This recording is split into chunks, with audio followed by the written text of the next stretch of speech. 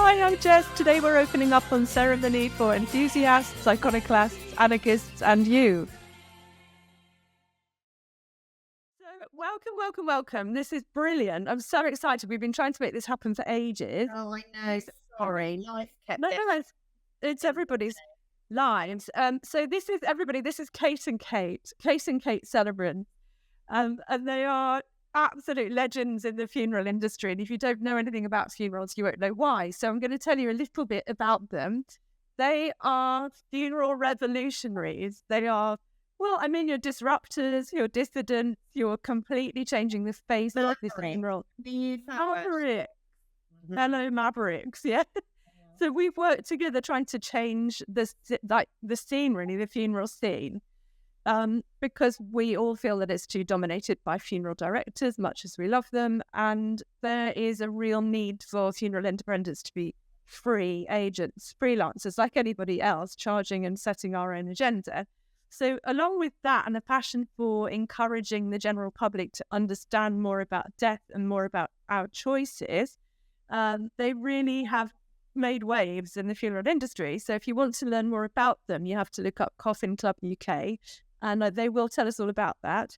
But really, I've invited them on here to talk about what they love most, what they're passionate about, their relationship to ceremony. And I'm just going to ask them to say a little bit about themselves. Oh, do you want to go first? Yes, I can do. Go on then. So, my name is Kate Dyer, which is a very good name for a funeral celebrant, or not. And I'm also called Common Kate, and I'd like to think of myself as the quieter but more reserved member of Kate and Coffin Club. What would you say? Would you say that was good? It's so funny. Oh, yeah, so much more sophisticated. Is that all you have to say? Oh, then, yeah, that's all I'm saying at the moment. They'll jump in the middle. Right, okay. So, sorry. Obviously the least truthful of the two of us as well, I would say. So I'm Kate Tim, or also known as Kate T, or Blonde Kate, or Posh Kate. And I'm... What would you say? I thought you were the driving. Yeah. She's the dominant one. If we would get... What is it? If you're a giver or a taker? No, what? I'm going down. Oh, God. No, sorry. No, she's more where the benchmark's been set. Passive ability. Oh my God. But we're married. I think I'm the ballsy one, aren't I? And the one who's going, oh, I've had a good idea and this is what we're going to do. Yeah. And I go, hang on. Yeah. You're the hang on a minute person. Yeah, let's just think this through and reel you back a little bit. Yeah. But it does work really well because you couldn't, if you had two of me, nothing would get done. And if you had two of you, then it would just horrendous. Yeah. She don't when somebody said that she throws herself out of a plane and builds the parachute on the way down, that is how you are. And it terrifies me. You know that song that says do something that scares you every day? She makes me do something that scares me practically every minute. Yeah. That's why I've aged. Those lols. That was absolutely hilarious. What else can we tell you? I live in Hastings. Kate lives up the road in Battle, 1066 and all that. We've got a husband each. We've got 3 kids each. We've got a dog each. One of us loves our dog and one of us doesn't. Are you going to say husband? One of us loves our dog, one doesn't. Yes. I love my dog. Yeah.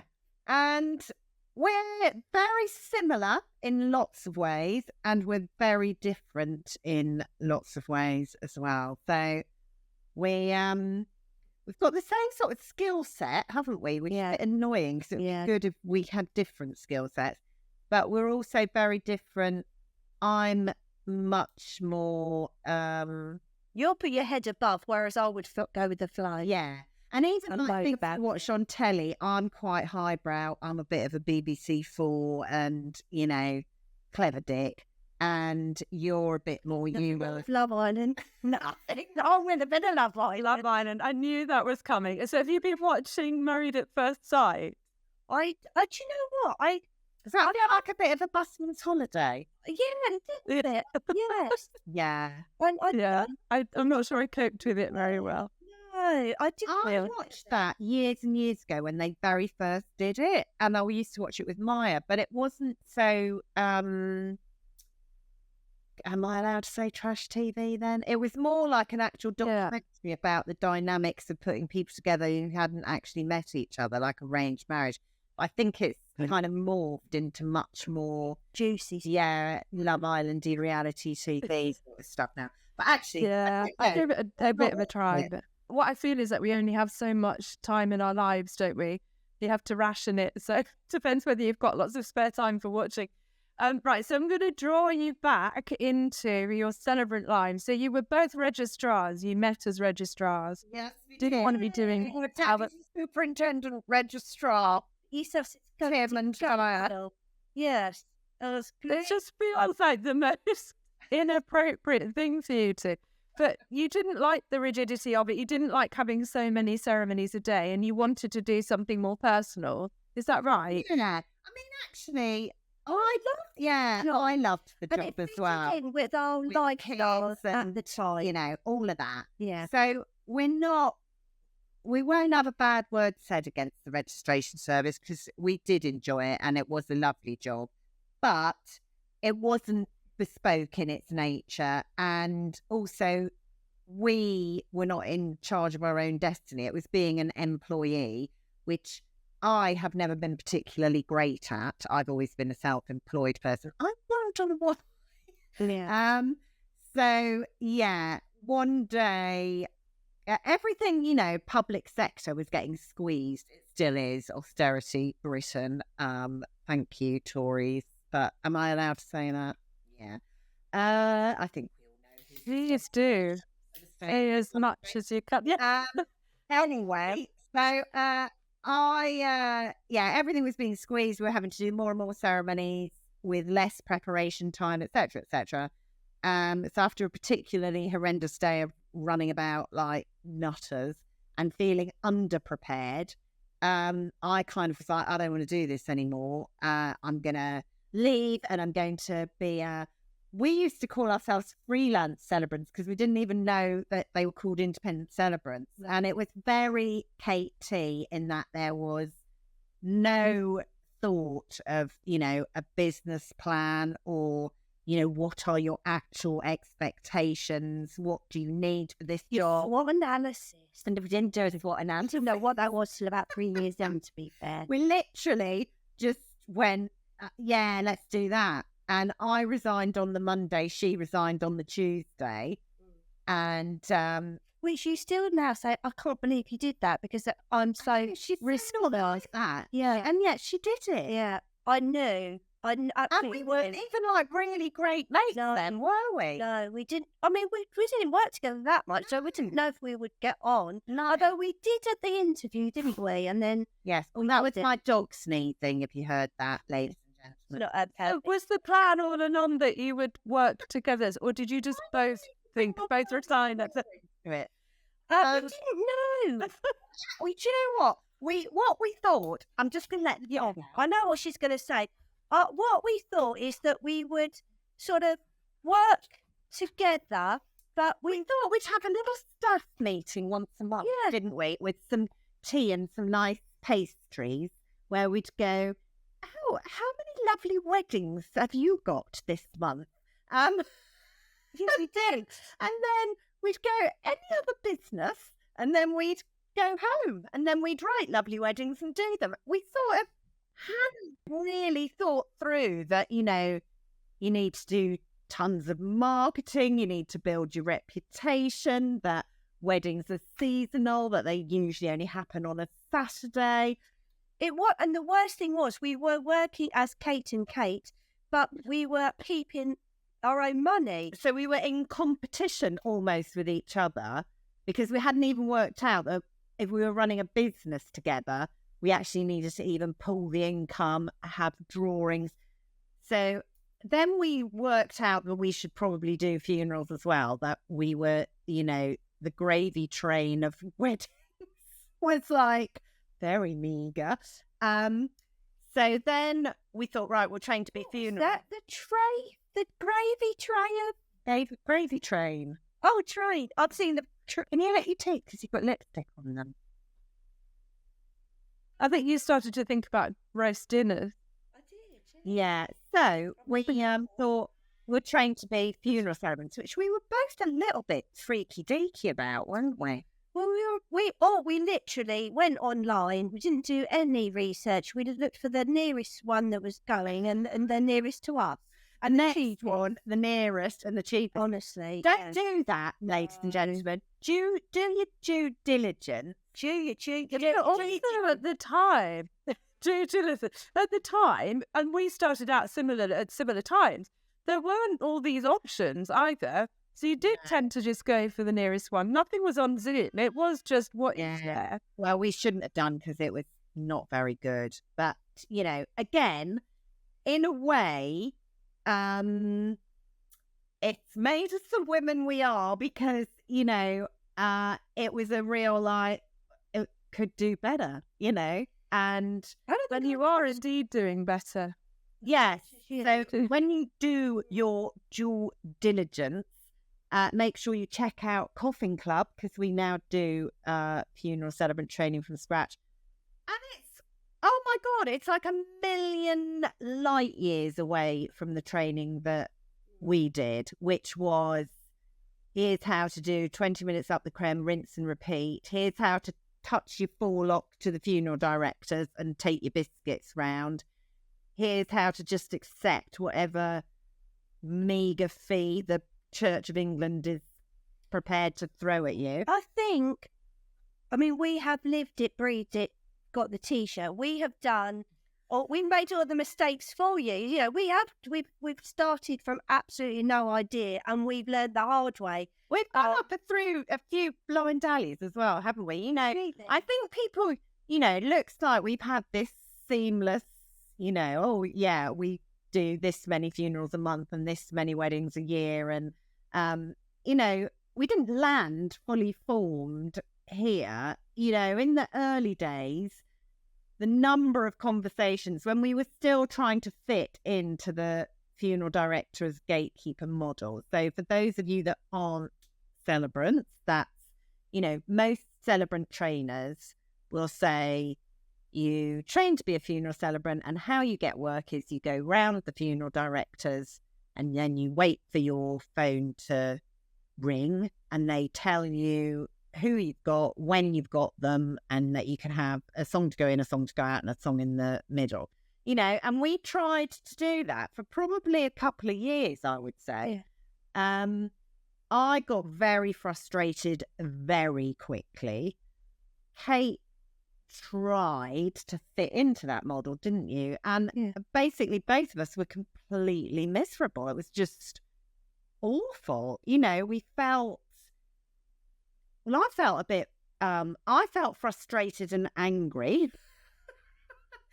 I think we both felt a bit worthless because, you're sitting, we were scared to leave our phones, right? Yeah, the balance was all wrong. It just felt, you just didn't feel in control of anything. That you weren't in control of how you got work, what work you got, how much you got paid.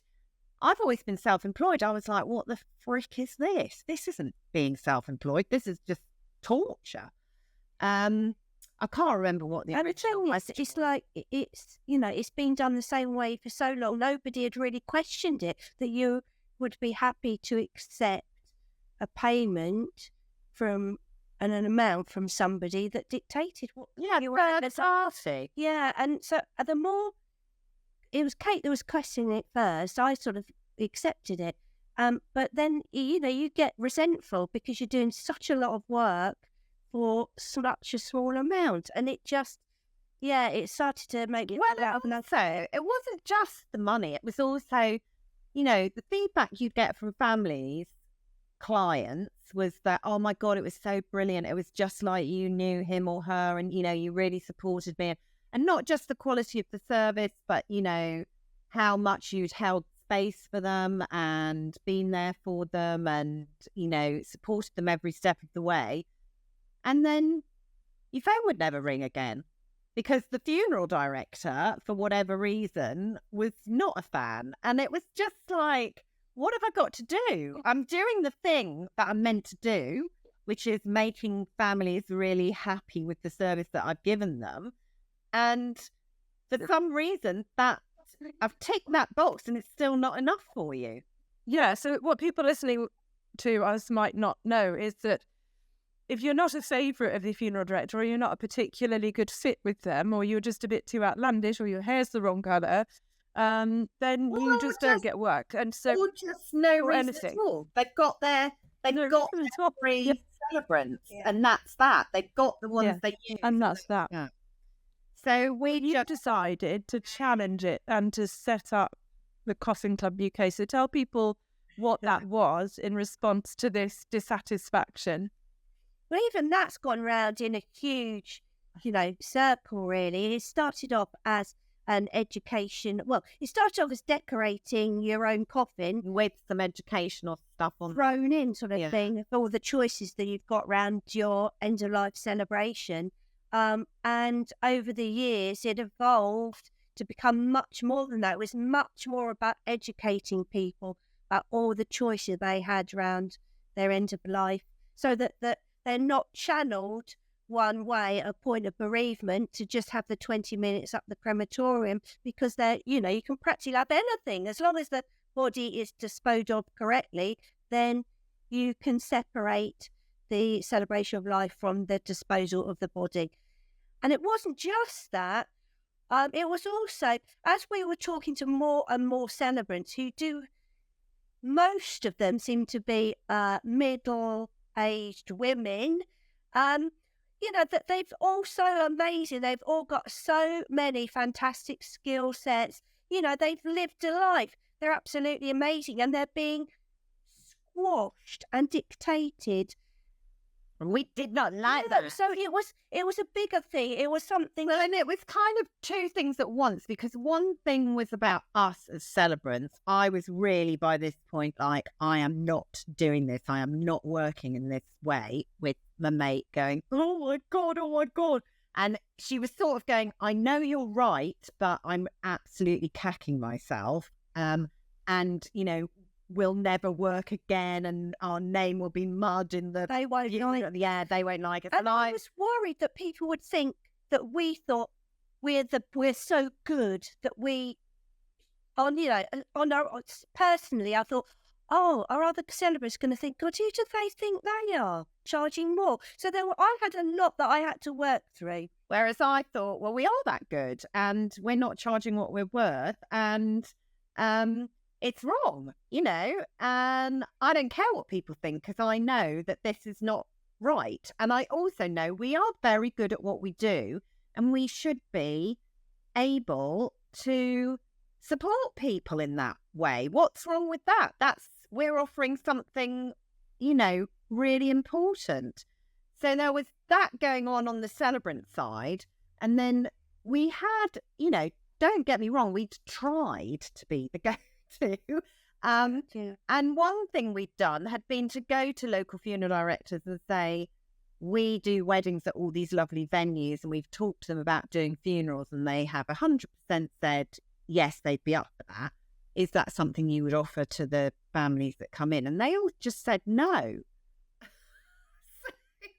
So that was kind of why Coffin Club. So we said, why not? They said, no one ever asks for that. And it was like, why? Yeah, no one asks for it, because they don't know that, you know, no, we're not having these conversations. So one side was kind of, what are we doing as celebrants? Because I cannot cope with this model. And the other side was, well, actually, as celebrants, if we want to offer more, we need to tell people what that is, because they don't actually know what that is. So Coffin Club then was born kind of out of frustration at people also just not knowing.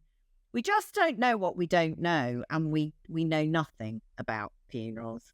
It's difficult if the family have gone to a funeral director first of all, and the crematorium's been booked. There's 3 songs have been booked, and then you turn up to talk to the family. It may be that you can see that they should have. It would have been brilliant if they had an alternative venue, because the person that died was just so fabulous that it should be somewhere else. But you can't unpick that, because the family are trying to do the absolute best for their loved one. And if you start saying, oh, you should have had it there, you can't do that. Or even you could have it there, then it's like, oh, this is stress. And that upset. Yeah. You had one particular one, and it's really upsetting because. Well, I had one where they basically did the service twice, and they paid twice, and I was kind of like, you could have done all of this in the bar with the coffin there. You didn't have to do a second ceremony in the bar without the coffin there, because you didn't know. Well, the funeral director hadn't given them that information. No. So they didn't know that could have that. An atheist family ended up in a church and then redid the whole thing in a bar, which is where they should have been in the first place. Yeah. And it was like, yeah. And, we're not even saying there's anything wrong with 20 minutes up the crematorium. For some people, that is completely right. And it's make it lovely, meaningful. Yeah, we are not saying that. We are saying don't just have 20 minutes up the crematorium, because you don't know all these different choices exist. And that's what we're all about. That is what we're saying. So that's what we're saying. Talk about it and learn about it. And because, like we always say, everyone, you are going to die. So sort it out. Absolutely. Sort it out. So you've set about teaching people, and then teaching people like myself and celebrants everywhere to go out and spread the word about what's possible, which is amazing on the funeral front. And that's really been great for people like me with a feminist sensibility, who wants to be in charge of her own life, who doesn't have a second income, who doesn't want women to be underestimated and underpaid. No, I mean, there is a huge sexist agenda here. Let us not doubt that for a moment. That most funeral directors are male, 99% of celebrants are female. I think we can already see what dynamic is going on there. And the forward-thinking funeral directors that we as people within the funeral world can all name, I bet if I said name your top 10, they would all be women. Apart from maybe Simon, Greenfuse Simon, I can't remember what their Heart and Soul, is it? Soul Babes. So yeah, that also, I'm the same. I'm, old feminist. I don't know whether people out there realise this. Like, when I began doing my Celebrant journey in 2013, people were charging £200 per funeral. And it's 2024 and people are still charging £200 per funeral. Some are charging less. Yeah. And it's outrageous. And if you don't have, regardless, okay, maybe you have a partner with a great income. Maybe you have another job, maybe a great pension pot, but it still won't make that right. I think there's a problem, isn't there, that if we're looking at this from a feminist perspective, that as with most women's work being undervalued, but also there can be that element of women who support that paradigm inadvertently by, oh, well, my husband earns a good wage, or, it's just my little job that I do. And I did that for years. I was that person. I completely, hands up, was that person until I wasn't.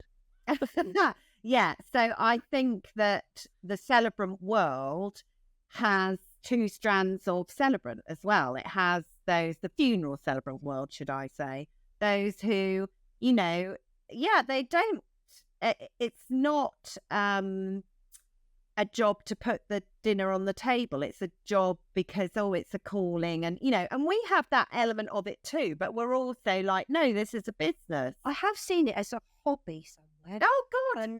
Really there's one trainer who says that in her spiel. She says you might be having a portfolio career where you do this with another job. Fine, I get that. It might just be a hobby. I'm like, that's so unhelpful. It so devalues. No, we do. It shouldn't be a hobby. If you're doing it properly, it couldn't be, because it takes over your life. It's your work. Hours and hours of work. It's hours of work. People don't understand the emotional toil, the exhaustion. It's so hard. And into a hobby. You're not marketing your hobby every day, are you? You're not trying to raise profile for your one. It's just such a yeah. You're not constantly on fucking Facebook and Instagram. No, I don't. Anyone want to hear about my hobby? It's hard. Hobby that's not a celebrant realises what goes on backstage, as it were, and the weight of responsibility. Oh my God, no. And I'm emotionally tired all of the time. I mean, I've given up. Going, I'm tired because I'd just be tired 24 hours a day. I don't have enough money for professional supervision. No, that was the other thing. I was literally just about to say that. We don't have any supervision. She's my supervision. She's a good girl. Our mental it's important because a lot of people don't have each other for mental health. Lucky, and we're so lucky. Yeah, I know. Thank you for all you are and all you do. I forgot what I was going to say. You so now. I am as well. I was going to say she's very special. There's that lack of supervision. How we can't afford supervision. All of us in our lives have times where we've got stuff going on, where we've got somebody close to us who's unwell, or we're getting divorced, or we're unwell ourselves, or something's going on in our wider family, or even in the world, like with COVID. And we were having this conversation the other day, weren't we, saying that when you're not in the best place yourself and you are then trying to support your clients, which you still do, but the emotional toll on you, and so it's really important that you keep yourself, take care of yourself, because you cannot pour from an empty vessel. And you are absolutely right that in, the perfect world, we would all have some sort of supervision. I mean, that is something we're looking at as Coffin Club. Yeah. For our That's great. And you've started to do your own training now as well. Yes. Yeah, which is brilliant. And as part of that, you will bring all of that experience and knowledge. Yes. And, we're I can't speak for all other trainers, obviously, but from what I see and from what I hear celebrants say to me, and from the fact that celebrants do training with other trainers, then they come and do the Celebrant Plus training and say, oh my God, I had no idea. And I think, well, what did you do on training? But I also know lots of celebrants say, my training was really great, but this has given me another level. So that's fantastic. And, we didn't do celebrant training for a very long time because we were like, there are loads of trainers out there, have we got really anything to add?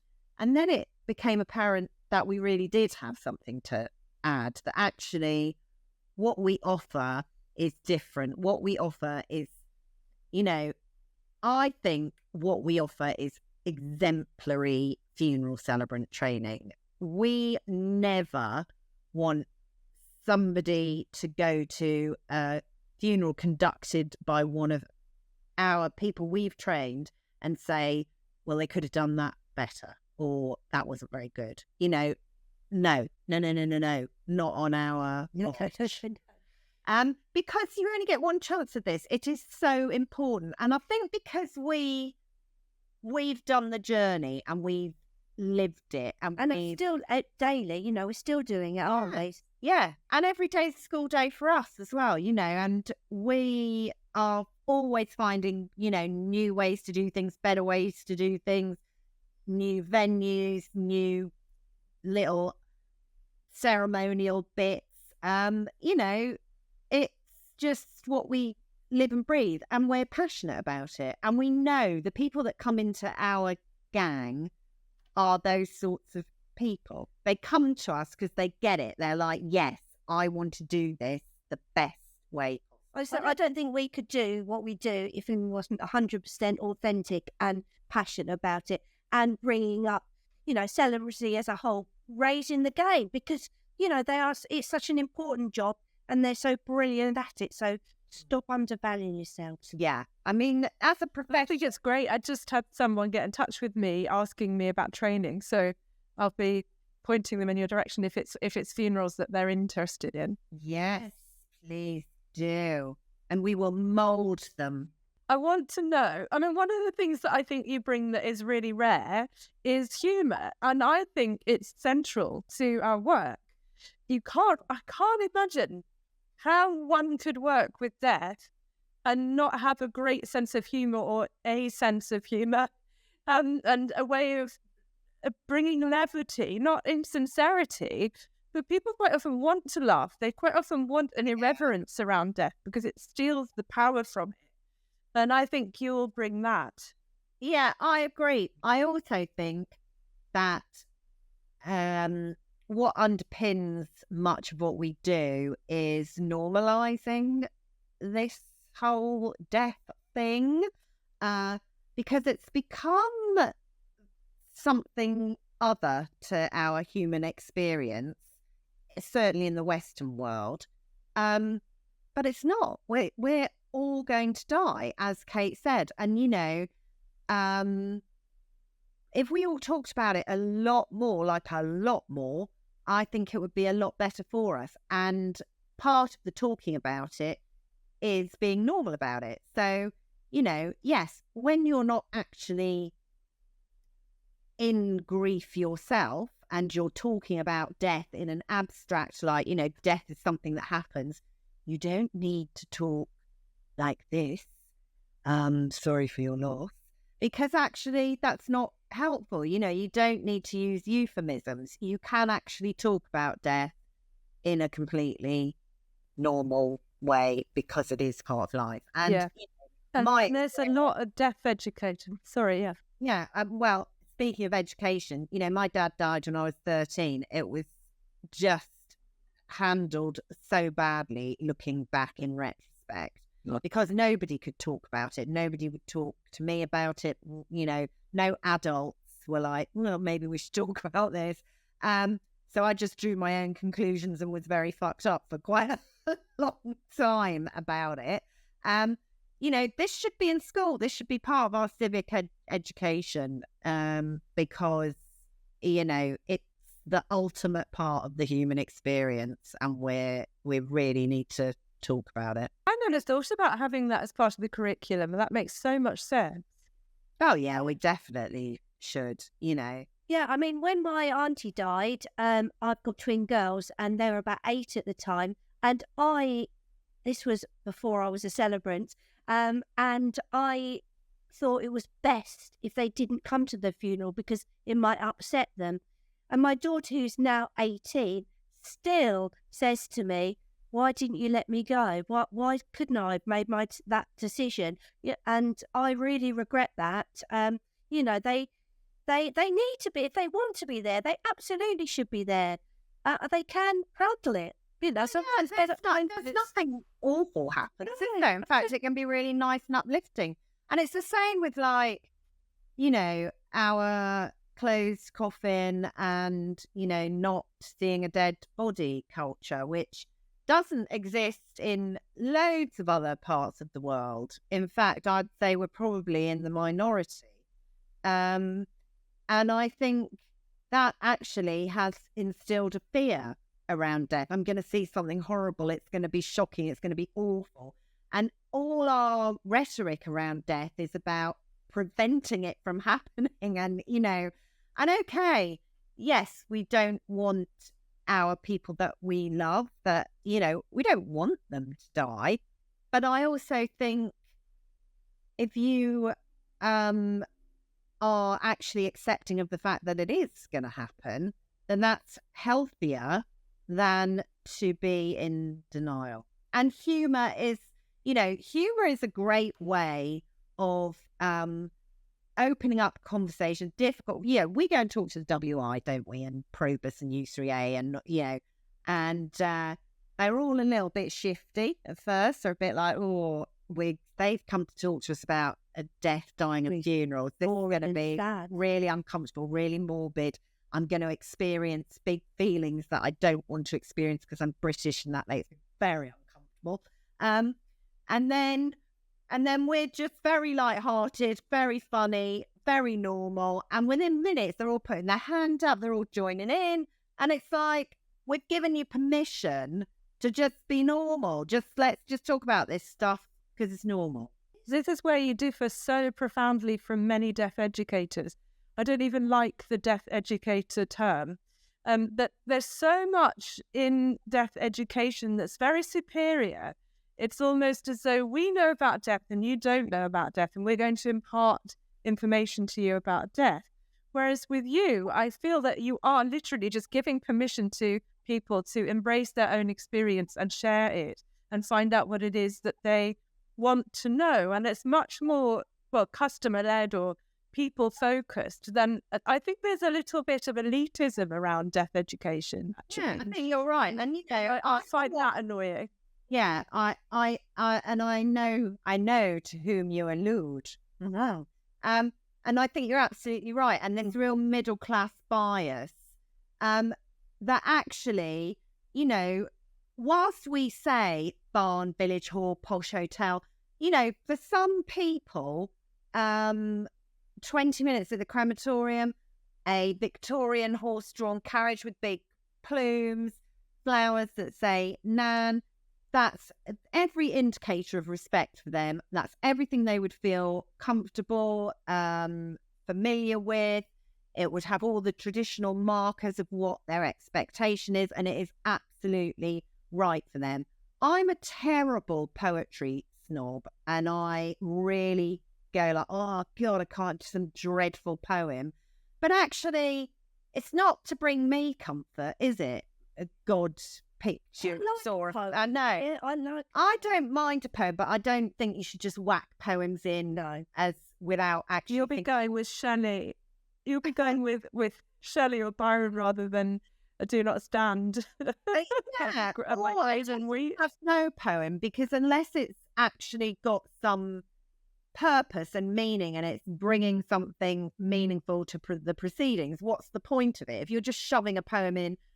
But having said that, if you find, God's Garden, that one really I can't cope with. But if somebody finds that Garden, I don't know that one. Oh, Garden, it's so nice.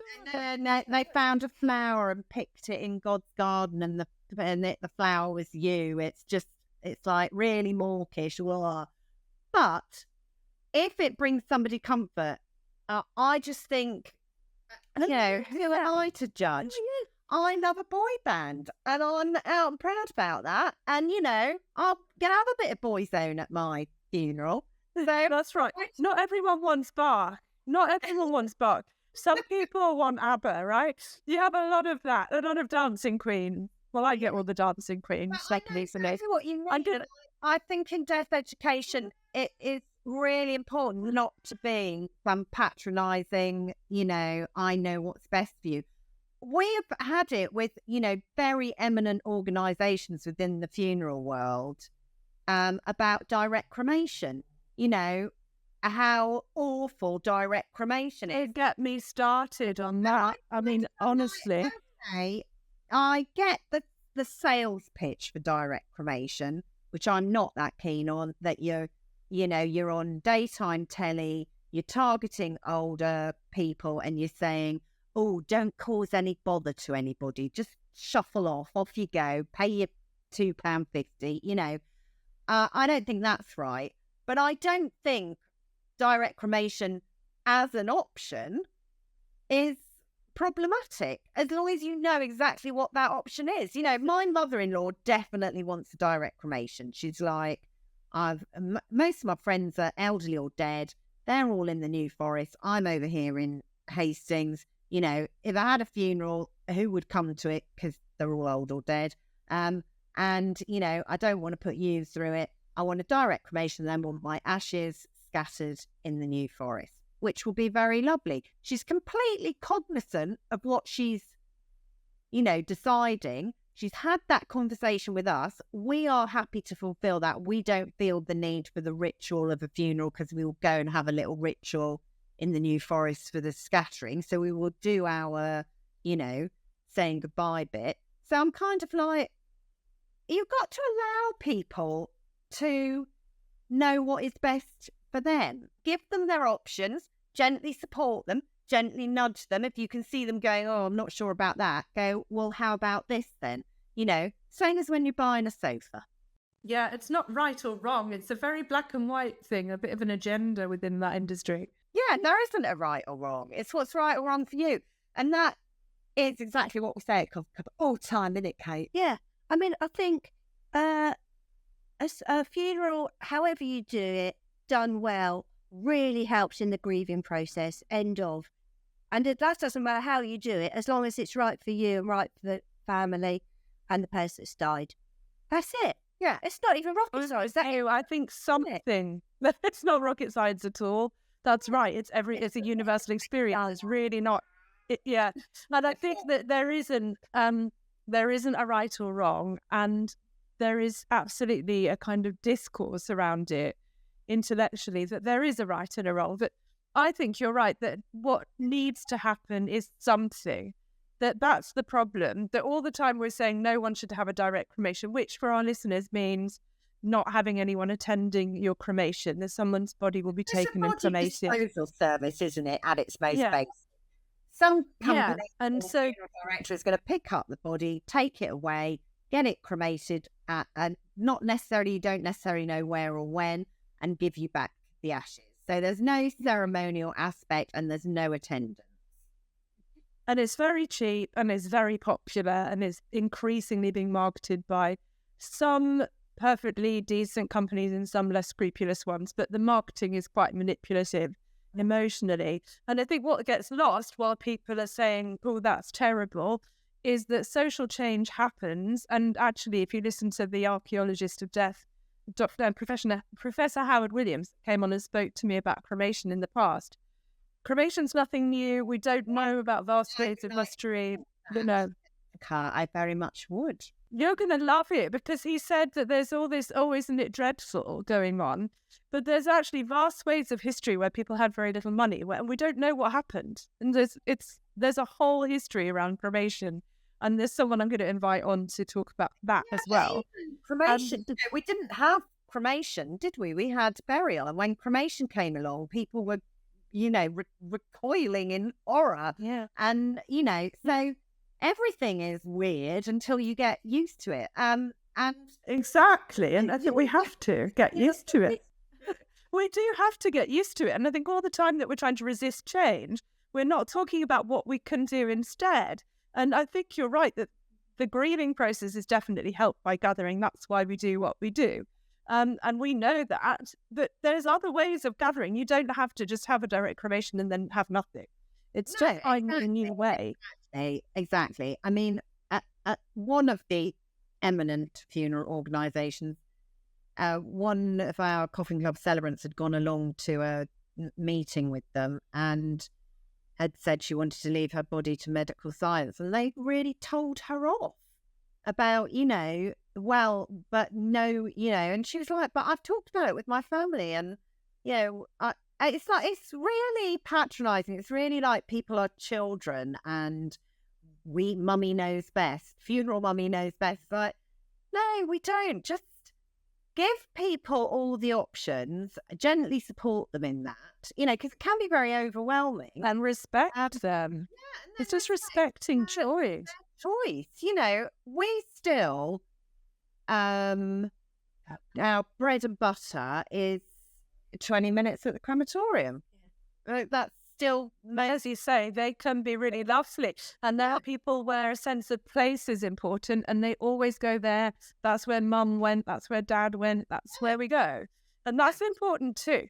I'm going to come back because we don't have enough time. I want to get to two things.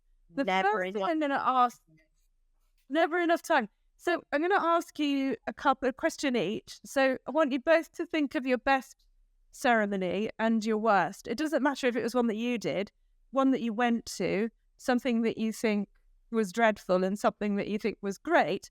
And underpinning those two questions, what is it about your work that you think is important societally or just for your own personal fulfillment? Why do you think these communal gatherings are still important? Why should we still do them? And, alongside that, give me a couple of examples of when it went well and when it went badly. Oh, blimey, this is like getting a PhD, this is. I would say one of the best ones I did was for a younger person, and it was held in a music venue that she worked at as a teenager and visited and spent a lot of time there. And straight away, because it was a seedy music venue and the majority of the people there were younger, they automatically felt at ease and that they could already be normal and talk normally. And she was there in the coffin and she was very much part of it. And it just felt easy and normal. And everybody laughed and cried and there was alcohol. And it was like a real celebration of her life. Although, of course, it was absolutely tragic. But we literally went on a journey. It sounds really naff, but we did together. As a group, we were all there together. We shared stories and memories, and we all cried. We all laughed. We all toasted her, and it just felt that. It felt like she was there in the room with us and that she would have gone, yeah, that was absolutely brilliant. Thanks, guys. Yeah, brilliant. So, and I left thinking that was, I did the absolute best for her and for her family. And her family wouldn't have had that necessarily if they wouldn't have come to us. So that was a good one. And the one that springs to mind... She's never spoken this long without me interrupting. She's like, it was at the crematorium. The trouble is with a crematorium funeral, you are restricted time-wise. So you're very conscious of the time and the next family coming through. And you always try and encourage family members to speak because it's really nice if they can speak about their loved one rather than you who do not know them. But you have no control. And if there's sometimes there's family dynamics that you're not quite sure of. Anyway, the long and the short of it was there was one person who spoke for much, much longer than anybody anticipated. And so that then I had to do that with my watch, which is awful, absolutely horrendous. And still now I think about it because, they're talking about their mother or their father and you're going, come on, time, awful. And then other people that wanted to speak, there were other bits of music, there were other things that we couldn't do because he'd gone on so long. And that was, I felt really, really sad that I couldn't manage that any better than stop him with doing that and then apologising to the people that didn't have chance to talk. I mean, luckily, we then could do it afterwards at the wakes, / bum fight. We could sort of do a little bit more then. But that was very hard to manage and that made me sad. These are great examples. Yeah, just very, very quickly, why do you think what we do matters so much? I think what we do matters so much, and we see it daily, is that allowing families to take control of their loved one's end of life celebration really seems to help them in the grieving process. And if a funeral is done well and they know that they've done the best for their loved one, then you feel like you've done a great job. And I think it just helps. I think it really helps them. I think because the way we work, we try to give them a degree of ownership, which might be that they can take a large degree of it, like they're going to book a venue, they're going to book the caterers, they're going to sort the music out. You know, some families really embrace that and they get some kind of, you know, energy around that this is the last job they're going to do for this person and they're going to do it really well. And, you know, others, ownership might be a much smaller thing, like making decisions about the flowers or even, you know, what we're going to wear or, you know, but I still think that ownership is really important because it is this like last act of love. And I think, again, it's like this patronising thing of we'll take everything off you. You don't have to worry about it. Actually, I think it's good for people to take whatever degree of ownership they can. You know, I'm not suggesting that we just go, yeah, you do it. But to hold people's hands as they walk that path, I think can make a massive difference. But I sometimes, or quite often, when you have a family meeting, you're finding out all about their loved one. When you're giving them ideas and helping them to sow seeds, you can feel a change in the room. You can feel, it's not excitement, that's too strong, but there is a change, isn't there? There's a shift that they're thinking, oh yes, I could do that. I could do this for them. And they sort of almost not get, I don't know what the word is, but there is a certain shift. I am working with someone who's terminally ill at the moment, and he came to me to talk about, you know, what he could do for his funeral, and he was quite, you know, sad and just feeling quite kind of, you know, defeatist about the whole thing. Oh well, it'll just be, you know, 20 minutes. And then after we talked and he made a little plan and he went off, and he works in an antique place with a cafe, so he went and he talked to them about hosting his end of life celebration there with the cafe, closing it for the day. And then he sent me a text saying, I am so uplifted. I feel so uplifted that I have this vision for what I want. And, you know, and mate, if I can do something uplifting for someone who's terminally ill, I'm a winner. That's, you know, wow, what a privilege. People always say, this job is such a privilege. But I genuinely mean that. I feel privileged that I've been able to do that for him. I love that. That's exactly it. That's wonderful. Okay, give me your worst and your best. Can I go? You go, darling. I'm really sorry, Jess. Is that okay? You're dismissed. Yeah, it's been amazing. It's so great to see you. And I'll come over see you soon. I love you, mean it. Thank you, Jess. Right. Bye. Bye. Yeah, I'm going to, you know, normally when I'm asked the question about what's the best funeral you've ever done, and I wax lyrical about some, you know, lovely barn or village hall or bar. But actually, just because it's kind of in my mind, because it was recent, a crematorium service. So this guy had actually come to Coffin Club. So he had decorated his coffin at Coffin Club. With his daughter, so they had done it together, and he had worked in newspapers in the print room, so it was all covered in newspapers, and it had a this way up and a handle with care, and so that was already really a meaningful thing because she had made that with him. and he had left some instructions with me, one of which was to tell them that they weren't to do the pallbearing because they were all clumsy and they'd drop him.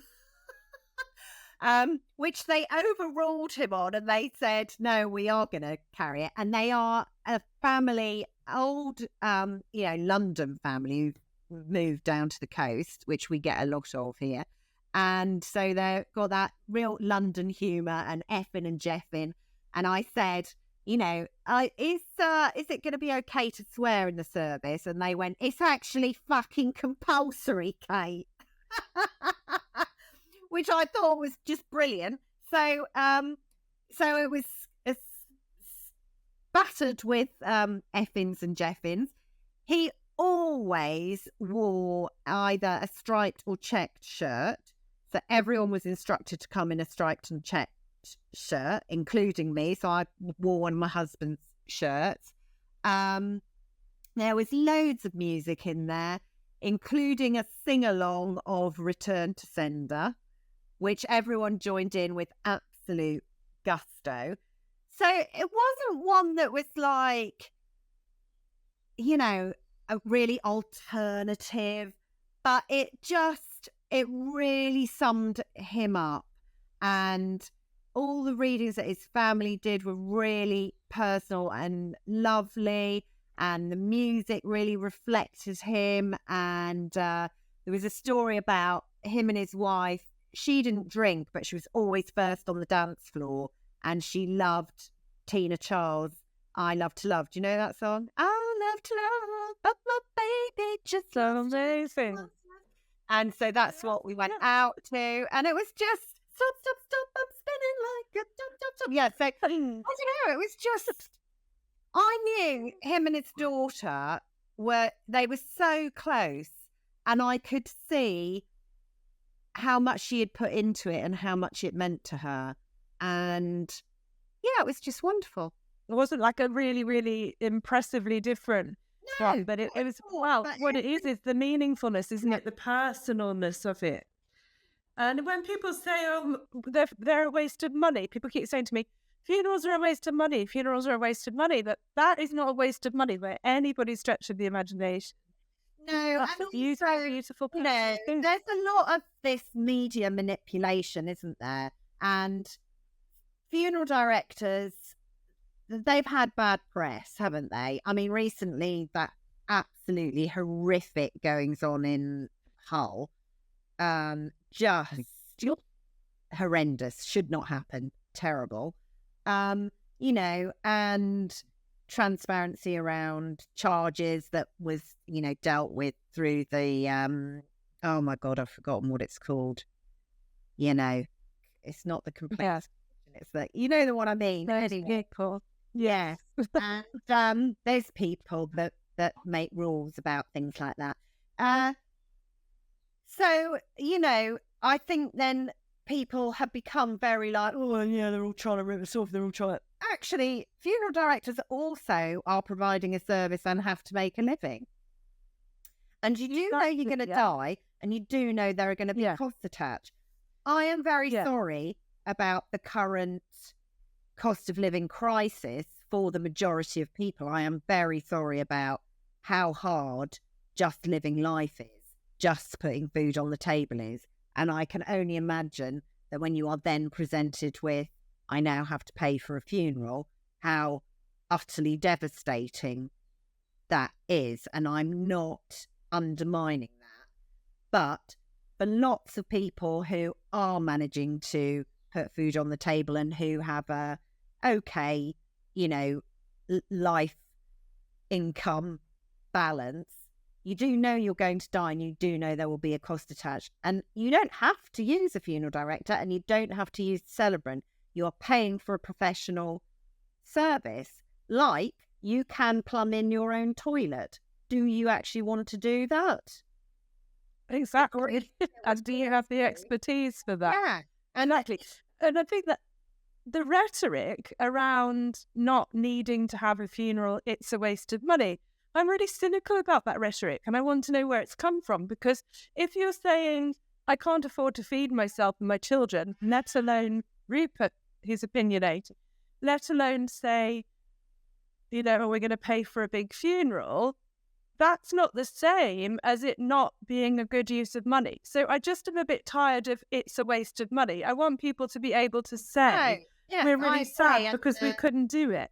Yes, put me out with the bins. If it's, or the put me out with the bins. And if it is the case that in our culture, that's really how we feel about disposing of our people, why was there such an outcry about this thing in Hull? If we really don't care about how we dispose of our dead and how we dispatch them, then we wouldn't care. We'd be like, oh, well, they're dead anyway, which is what people always say. It's nonsense, isn't it? And it's just a trope. Yeah. And I think it's just people, these things come into parlance and people parrot them without really thinking, well, actually, what is the purpose of a funeral? And yes, maybe you've been to some terrible funerals, because they do happen. Let's be completely honest.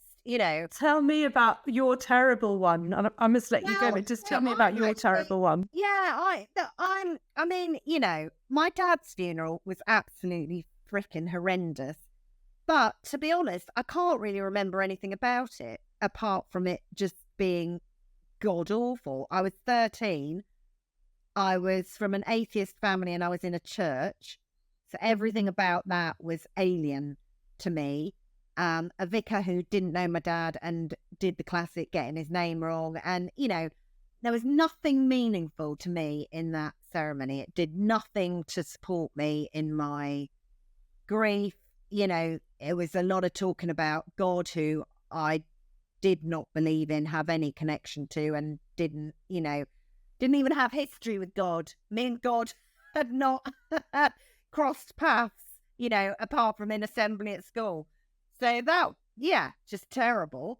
And then through Coffin Club, we have a lot of people come to Coffin Club because they've had a bad experience of a funeral. And one of our attendees, it really stuck with me because it was such a simple thing, but it really demonstrates how important this stuff is.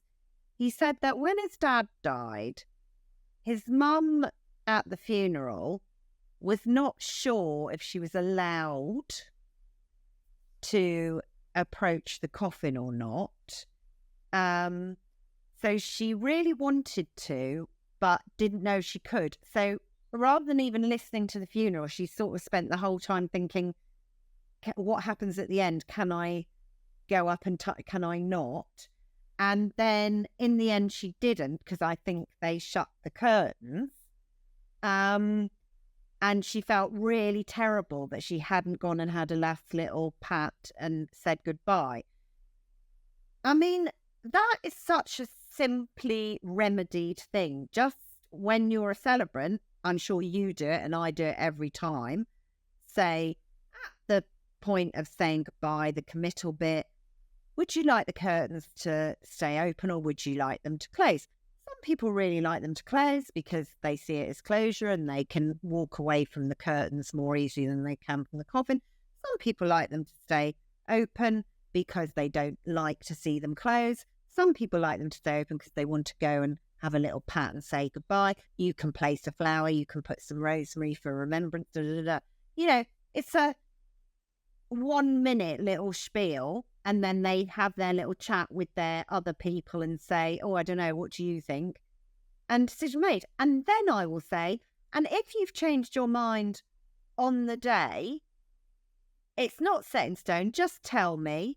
If you think you want them open today, but on the day you go, no, I don't. I definitely want them closed. Just tell me. And I'm like, these are the things that that appears like a really little thing, doesn't it? Do you want the curtains open or closed? So it's just nothing. But it's not. It's incredibly important. So that's a really, really good example. It's just the detail and the expertise and the knowledge around it. And that's what you're paying for, really. I'm going to have to let you go because I've taken so much of your time. But can you tell everybody where they can find you? Yeah. Oh, no, it's been amazing. Well, can I just do a quick what Coffin Club, what we now offer? So we are an educational platform. So if you are just someone who's going to die, you can get a plan your own funeral course. It's only 50 quid, but it literally tells you everything you would need to know about how to plan a funeral. If you would like something more close and personal, there are coffin clubs around the country. We are changing how we administer those. We're going to go to a more sort of death cafe kind of format because we just haven't got the bandwidth to do all the things we do. We do celebrant training from scratch. So if you're a normal human being who wants to become a funeral celebrant, we can teach you how to do that. And we also do continued professional development for existing funeral celebrants, which is our Celebrant Plus course, which is included in our From Scratch course. So yeah, that's what we do. And you can find us at www.coffinclub.co.uk. Coffinclub.co.uk. And for the weddings, Kate and Kate Celebrants. Yes, if you want to book us to do your wedding or your funeral, it's Kate and Kate Celebrants, and it's A-N-D, Kate, A-N-D, Kate Celebrants.